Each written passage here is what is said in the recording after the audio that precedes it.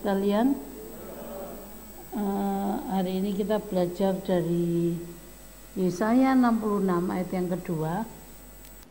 Sehingga semuanya ini terjadi, demikianlah firman Tuhan, tetapi kepada orang inilah aku memandang, kepada orang yang tertindas dan patah semangatnya, dan yang gentar kepada firman-Ku. Ya, hari ini kita semuanya tentu ingin mata Tuhan itu memandang kepada kita, ya, tangannya diulurkan kepada kita. Tetapi ada 3 hal yang membuat Tuhan memberikan skala prioritas, yaitu kepada 3 orang, ya, bukan 3 orang saja, bukan, maksudnya ada 3 hal yang membuat Tuhan memprioritaskan. Apa itu 3 hal itu? Ya, yang pertama adalah apa? Yang apa, Lin? Yang apa? Yang memandang kepada orang yang tertindas. 1, tertindas. 2, patah semangatnya. Patah semangat. 3, gentar pada firman-Ku. Nah, patah semangat, tertindas, tapi tetap punya gentar akan firman Tuhan, tidak melanggar kepada Tuhannya. Kepada orang seperti inilah Tuhan memperhatikan. Mungkin kita merasa hidup ini seperti tertindas. Mungkin ada banyak hal yang membuat kita itu sampai patah hati, merasa tidak dikasihi, tidak dikasihani gitu, saudara ya. Tetapi bila dalam kondisi itu kita tetap gentar dan takut akan firman Tuhan, maka jangan takut, jangan khawatir. Seberat apapun tindasan itu, seberat apa yang membuat saudara sampai patah hati, bahkan hatinya merasa disobek-sobek gitu, saudara ya, karena beban kehidupan, karena masalah yang kita hadapi apa saja, jangan takut, tetap gentar akan firman Tuhan. Dan harus bagaimana kita bersikap. Jangan lari kepada manusia, jangan lari, ya, berharap kepada teman. Jangan, saudara ya. Sekalipun itu teman baik, sekalipun itu siapapun, yang prioritasnya itu bukan siapanya, tetapi adalah Tuhannya. Nanti Tuhan sendiri yang beracara, yang ngatur. Dan kalau Tuhan yang ngatur itu, saudara bisa dibuat berdecak kagum. Karena apa? Tuhan itu mempunyai mata yang jauh lebih dari Raja Wali, jauh untuk kebaikan kita semuanya, saudara ya. Jadi Mazmur 123 ayat 2, inilah yang menjadi pedoman ketika kita tertindas, patah semangat, patah hati dalam masalah besar, dengan gentar kepada firman Tuhan. Ada 1 hal lagi, ayo Lin, 1, 2, 3 ayat 2. Lihat seperti mata para hamba laki-laki memandang kepada tangan tuannya, seperti mata hamba perempuan memandang kepada tangan nyonyanya. Demikianlah mata kita memandang kepada Tuhan Allah kita sampai Ia mengasihani kita. Amin. Jadi di dalam menghadapi masalah yang belum terselesaikan, di dalam menghadapi hati yang sudah tersobek-sobek itu, saudara, kita itu harus tetap seperti hamba perempuan yang memandang. Perhatikan di ayat ini tadi, memandang bukan kepada matanya loh, saudara. Memandang kepada siapa? Tangannya. Ya, dan seperti hamba laki-laki yang memandang kepada tangan tuanya. Demikianlah kita itu memandang kepada siapa? Tangan Tuhan. Ayat ini ya, jauh lama saya ngerti. Tapi baru beberapa hari ini menjadi rema bagi saya. Bukan hanya memandang itu ngelihat pandang-pandangan gitu, bukan. Tetapi melihat apanya. Hamba perempuan tadi memandang nyonyanya itu memandang apanya? Tangannya, ya, memandang tangannya. Terus hamba laki-laki tadi memandang tuannya juga kepada tangannya, ya. Jadi kita harus memandang kepada Tuhan. Tangan Tuhan itulah yang akan menolong kita, saudara. Banyak di Alkitab, saudara tahu Elia menurunkan api dari langit di antara 450 Baal. Setelah itu dia terancam oleh Isabel yang hendak membunuhnya. Hidup itu, saudara, jangan dipikir kalau sukses tok itu bisa senang. Ternyata susah tok itu bisa sedih. Ya, sukses pun bisa sedih, saudara. Elia ini merasa terkucilkan di antara 450 nabi Baal. Terus Ratu Isabelnya mengancam hendak membunuh dia. Setelah dia sukses pelayanan, menang, tapi juga sedih. Terus dia mulai tolak-toleh. Apa yang dia lakukan? Dia cari teman. Loh, aku kok sendiri? Itu loh perasaan. Kadang-kadang merasa ya sendiri, ya. Kita harus punya perasaan kita tidak sendiri di dunia ini.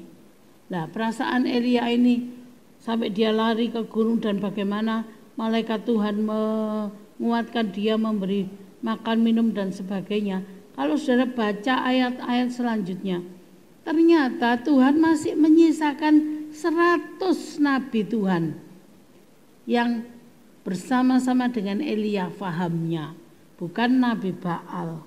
Sebetulnya kalau kita lihat cerita ini, Elia sendiri enggak.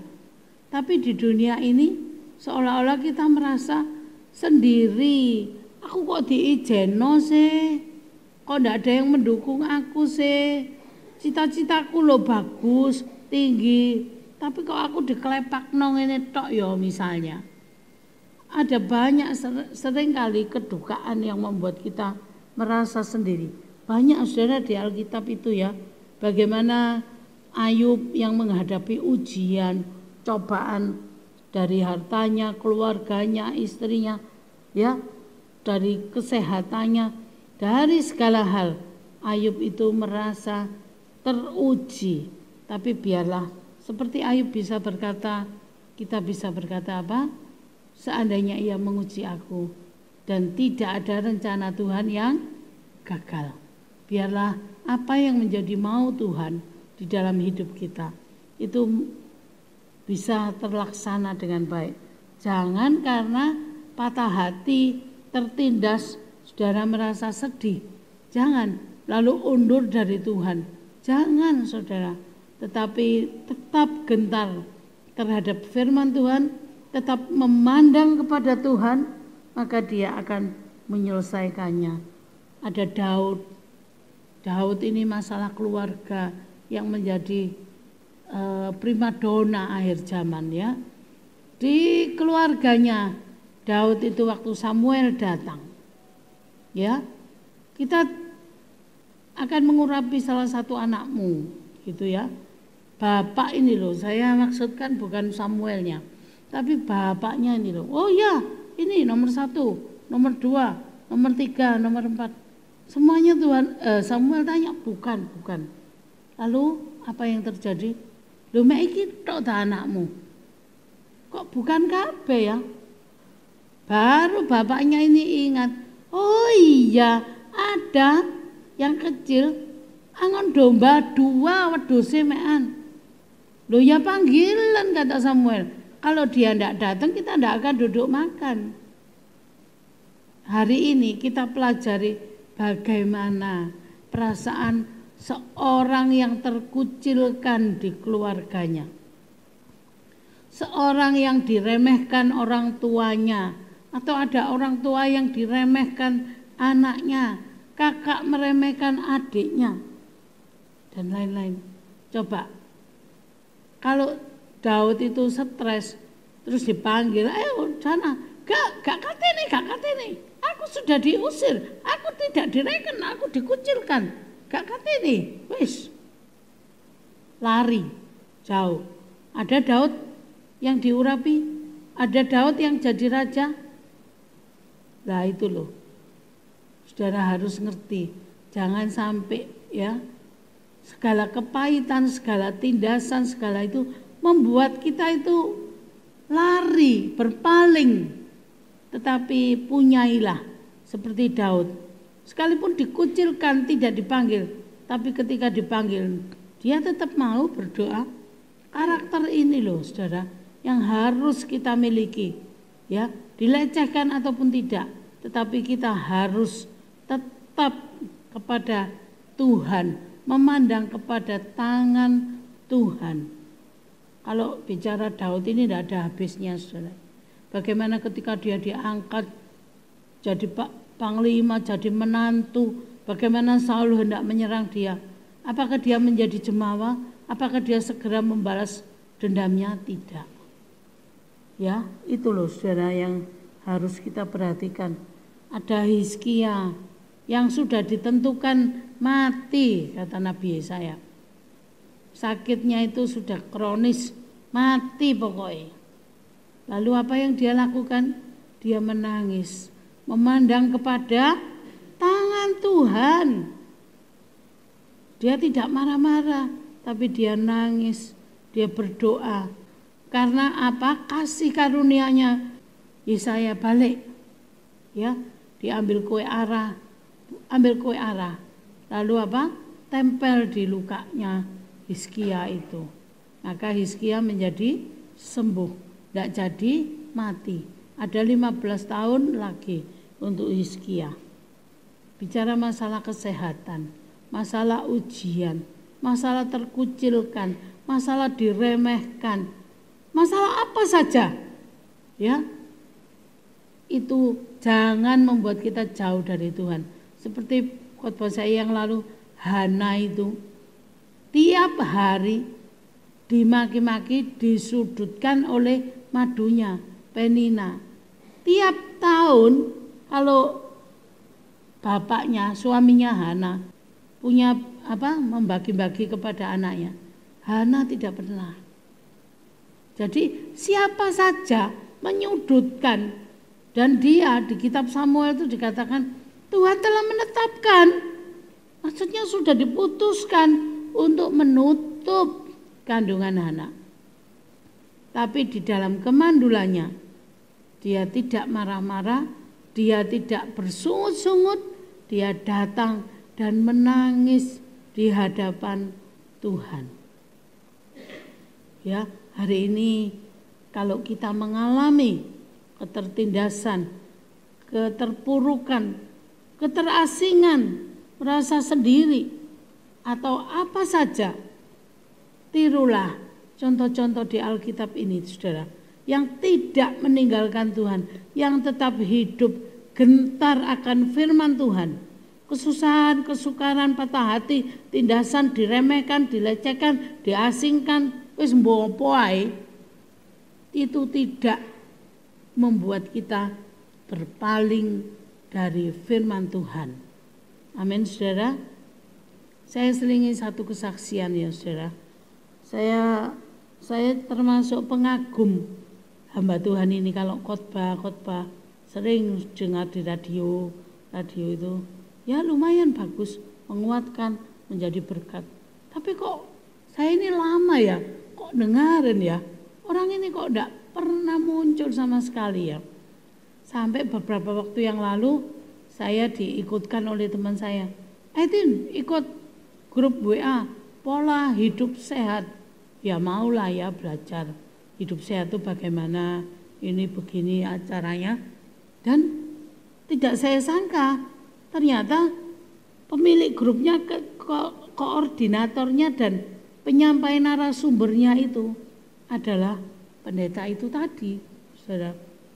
Ternyata di salah satu pelajarannya saya dengar sendiri kesaksiannya. Saya tidak tahu yang salah benar siapa, tapi setahu yang saya dengar itu apa, saudara, dia bersaksi. Ya, kalau sampai masuk TV, masuk radio, ya, tiba-tiba apa? Dia dipecat. Sudah ya, pelayanannya, pekerjaannya, dia itu memulai bisnis online di Indonesia. Tapi ya satu orang ini tiba-tiba tertindas oleh siapa? Shopee, Topet, apa mana rek? Bukalapak, sing tukang shopping itu rek, macam-macam kan, banyak. Dan itu tidak terbatas yang dijual. Ya toh, kalau kita lihat Tokopedia, kerupuk ada, terasi ada, obat ada, opo ada. Lah orang ini tidak selengkap seperti itu. Tertindas itu membuat bisnisnya itu terpuruk, hancur. Ya, satu pelayanan, dua terpuruk, pemasukannya nol, dari di atas M itu per bulannya menjadi nol. Coba bayangkan iman seorang anak Tuhan diuji seperti itu. Belum lagi saudara tahu istri dan anaknya terserang COVID Delta tahun lalu itu. Dua-duanya mau ke rumah sakit juga tidak ada. Di dalam kondisi seperti itu, apakah yang dia lakukan? Ini tadi, dia tetap berharap kepada Tuhan, berdoa. Dia tidak dipakai, pelayanannya tidak ada yang ngundang seperti dulu. Ya sudah, tidak diundang ya tidak apa-apa toh. Sejalan yang kita bisa buat apa? Akhirnya orang ini tadi mendirikan grup. Dia belajar dari istri dan anaknya sakit tadi itu. Dia tahu betapa pentingnya namanya senam pernapasan, saudara ya. Kalau kita ini dulu loh ya zaman saya, pernafasan itu kebanyakan diadopsi oleh agama beda, ya. Agama yang berbeda dicampuri apa semedi, dicampuri apa. Jadi sebagai anak Tuhan tuh kita merasa pantang gitu ya. Nah kalau ini kita diajari sambil apa, saudara? Berdoa, memuji Tuhan, memandang kebesaran Tuhan, gini-gini. Saya pikir ya lumayan, saudara ya. Saya sih belum pinter, masih awal-awal ya. Tapi saturasi ini saya taruh di jari sambil saya mencoba itu ternyata bisa naik banyak, saudara ya. Karena dari pengalaman saya opname kemarin tanpa diketahui sakitnya hanya karena saturasi. Juga tidak bisa tahu obatnya, ya itu tadi diajari sama dokter paru, kan saya dicurigai COVID gitu ya, diajari tarik napas, buang napas, tarik, buang dan seterusnya. Jadi dia ini sekarang pengikutnya banyak, sampai di London, di mana, di Belanda, di sini, semuanya banyak pengikutnya. Dia tetap bisa jadi berkat, ya, penghasilan boleh menurun, keluarga ada yang sakit, ya kan, jabatan boleh dicopot, tetapi tidak ada yang bisa membuat kita berpaling untuk tidak gentar terhadap firman Tuhan. Biarlah kita belajar kuat, teguh, seperti orang ini tadi, saudara ya. Akhirnya dia jadi berkat juga, selingan-selingannya, ajarannya. Nah, itu loh saudara. Saudara jangan punya target, oh harus begini, begini, begini. Ini begini, begini. Gitu saudara ya. Jadi apa? Tuhan yang punya mau. Tuhan punya rencana, kita jalani saja hidup ini seperti apa yang Tuhan mau, saudara. Ya, jadi kita belajar memandang kepada Tuhan, ya, untuk kita tidak berpaling, ya. Perhatikan terus, ya. Kita baca Amsal 3 ayat 16. Mengapa harus memperhatikan tangan Tuhan? Kenapa? Amsal 3 ayat yang ke-16, umur panjang ada di tangan kanannya, di tangan kirinya kekayaan dan kehormatan. Ya, di tangan kanannya, di tangan kirinya, komplit. Ya, sebab itu hari ini, ayo pandang tangan Tuhan. Jangan hatimu patah, berkeping-keping, membuat engkau jadi frustasi. Jangan segala penyakit atau apapun yang bisa menjauhkan kita dari Tuhan. Saudara tahu, kalau tahun lalu saya diizinkan kena COVID, saudara ya. Banyak saudara, suami, anak, keluarga ikut sampai ditanyai, kok rombongan sih? Yo, gak apa-apa. Tapi bagaimana kalau sakit COVID itu, saudara? Ya sudah, tutup ruang terima itu. Mari digledek. Loh, kok gak ada sing melok ya? Iya ya. Loh, gak ada sing besok loh COVID itu ya. Saudara tahu? Dimasukkan ICU, tuwancepi kewabel apa ndek paru dikei ndek tangan kaki, wah sembuh gak roh. Wah akeh mbulutisasi kabeh ya toh. Nah, dalam hal seperti itu, siapa yang ada bersama kita? Tuhan. Saya itu tidak merasa, saudara ya, sampai ya wes lah diizinan dek gini. Tapi Tuhan tuh taruh saya itu bagus ya.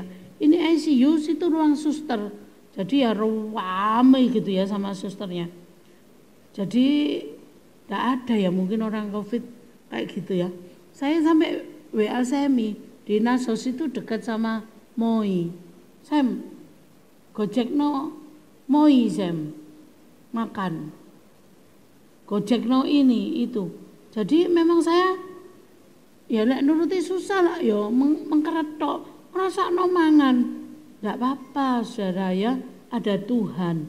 Saudara tahu, ingat Mazmur 23, Ia menyediakan hidangan di hadapan para lawanku. Biar susah, biar ada tantangan, ada musuh, ada apa saja, kalau Tuhan gembala kita, kalau kita memandang kepada Tuhan, itu justru Tuhan prioritaskan untuk menolong kita, saudara ya. Jadi saudara perhatikan ini, kita mau belajar itu, kita baca Mazmur 95 ayat yang keempat. Mazmur 95 ayat yang keempat, bagian-bagian bumi yang paling dalam ada di tangannya, puncak gunung-gunung pun kepunyaannya. Loh, apa sih yang Tuhan tidak bisa? Apa sih yang Tuhan tidak punya? Bagian paling dalam sampai puncak gunung itu ada di dalam kuasa Tuhan. Bumi adalah tumpuan kakinya, langit adalah tahtanya. Semua itu ada di dalam tangan Tuhan. Jadi jangan takut. Ada siapa? Ada Tuhan. Benar loh saudara. Saya berdoa, tentunya saudara-saudara juga mendoakan saudara saya, Gusiani, Ineke ini juga mendoakan ya anak dan suami saya. 2 hari COVID itu menjadi apa? Negatif. 2 hari. 2 hari dikeluarkan dari situ dan dinyatakan negatif. Saudara tahu siapa itu? Tuhan. Wong saya komorbid kok 2 hari. Siapa sih? Ya Tuhan. Bagian paling tinggi, masalah yang kayaknya tidak bisa kita jangkau karena begitu tingginya atau begitu dalamnya, ada di bawah dasar laut yang tidak bisa kita ke sana, itu Tuhan bisa. Saya akhiri dengan sebuah kesaksian, saudara ya. Ini cerita mama saya kepada saya waktu saya masih umur 11 atau 12 gitu saudara ya. Ada cerita kesaksian waktu itu dalam bahasa Belanda. Saya enggak bisa, mama saya baca terus saya diceritai. Tapi sampai saya seumur ini saya masih ingat betul. Ada sebuah kapal pesiar saudara ya, yang di dalamnya itu menyajikan bukan hanya pemandangan laut, bukan hanya nightclubnya, bukan, tetapi juga makanannya. Ya kan, kalau di orang-orang ikut tur kapal pesiar ini tak tanyai, lah kok seneng mento nang laut iku lapo? Mangane jik gak karu-karuan, nganggur gede, ngopo iwak wis gak karu-karuan sak warekmu.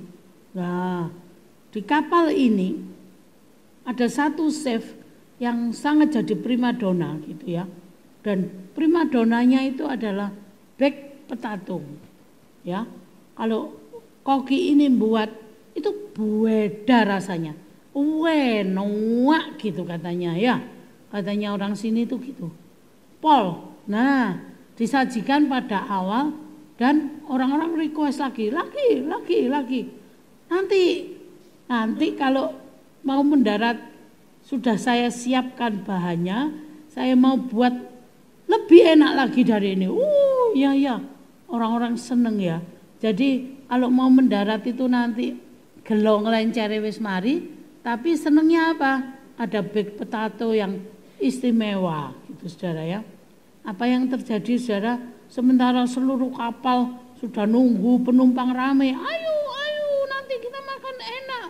Ini yang istimewa terus di blow up sampai sedemikian saudara. Koki ini juga masak, dibuat seenak mungkin. Tapi apa yang terjadi saudara? Namanya begitu kan open. Nggak tahu alatnya yang konslet, saya lupa itu alatnya yang konslet atau apa yang jadi penyebabnya. Tiba-tiba kentangnya itu ireng kabeh gosong. Mau mendarat, kalau bawa bekal bagian dapur itu dihitung loh di kapal itu. Cek gak abot-abot. Hari pertama, kedua, ketiga butuhnya bahan ini. Namanya hari terakhir, kentangnya ya mek garek iku tok. Koki ini anak Tuhan, saudara. Dia nangis kepada Tuhan. Kalau ada kentangnya, aku seiso garap cepet-cepetan titik. Pokoknya iso. Semua sudah ramai, kita tunggu. Dia nangis di hadapan Tuhan. Kentangnya itu gosong, saudara. Tidak bisa, tidak punya kentang lagi. Lalu dia berdoa, tidak ada yang mustahil bagi Tuhan. Dengan kentang gosong itu dia cidui di piring. Saudara tahu apa yang terjadi? Dia sajikan sambil berdoa saudara ya. Sambil berdoa terus. Lalu apa? Dia ngeredek, dia nangis di dapur berdoa, Tuhan, kalau air bisa jadi anggur, gosong bisa Tuhan rubah jadi kentang yang enak, jauh lebih enak. Dia tetap dalam doanya. Apa yang terjadi? Dia tetap dalam doanya. Penumpangnya ruame. Ya betul, enak. Kabeh mbok dibutakan jadi kentangnya ndak gosong, mbok ilate dikebal wis iku Tuhan yang ngatur. Tuhan punya skenario sendiri. Yang dia bisa cuma apa? Berdoa, ndak menyerah. Maaf kentangnya gosong. Atau gini, timbangannya dikerutuk wong sakmono kae diantemi, jegur kali ae, laut ae. Lah, saudara tahu? Punyailah mental seperti chef ini. Dia dipuji-puji. Dia mendapatkan mujizat. Ndak perlu tanya, ya apa carane? Iku mau terus mbok semer ngono ta? Apa mbok keroki sitok-sitok ya gak nututi, saudara. Itu ya apa? Caranya ada di tangan Tuhan. Tapi menjadi kesaksian, kalau ndak terkesan, ya wis lali rek umurku wis 50 luwe. Ya toh, berapa tahun itu kesaksian. Tapi itu kemarin dilewatkan, Tuhan diingatkan. Ya, Bagi Tuhan tuh tidak ada perkara yang terlalu kecil. Walah lele kon kentang gosong ae kok ya ngalemen. Ndak mau aku. Mbak gitu loh Tuhan itu. Biar kentang, biar kentung, ya apa saja. Cilik gede, kecil besar, terlalu dalam, terlalu tinggi. Tidak ada yang membatasi Tuhan untuk menolong, melepaskan kita dari ketertindasan, dari keterpurukan, dari dilecehkan, dan lain-lainnya. Itu semua Tuhan mampu. Amin, saudara? Amin. Ya, ayat terakhir. Dia berfirman semuanya ada. Mazmur berapa itu ya? Sebab dia berfirman, maka semuanya jadi. Dia memberi perintah, maka semuanya ada. Amin. Percaya? Tuhan sanggup? Tuhan tolong kita? Ada perkara yang terlalu kecil bagi Tuhan? Kalau saudara sakit pilek ke puskesmas diterima. Tapi kalau saudara parah, puskesmas tidak menerima hal yang kecil-kecil, dirujuk ke rumah sakit. Ya toh? Tapi Tuhan tidak ada loh kelas-kelasan gitu. Rumah sakit kelas A, kelas B, kelas C. Tidak ada. Semuanya Tuhan sanggup. Ayo, singer musik sudah siap? Saudara siapkan hati. Hari ini bawa semua bebanmu, ketertindasanmu di dalam tangan Tuhan. Apa saja boleh terjadi, tapi tetap percaya Tuhan akan melepaskan dan menolong kita. Amin, saudara.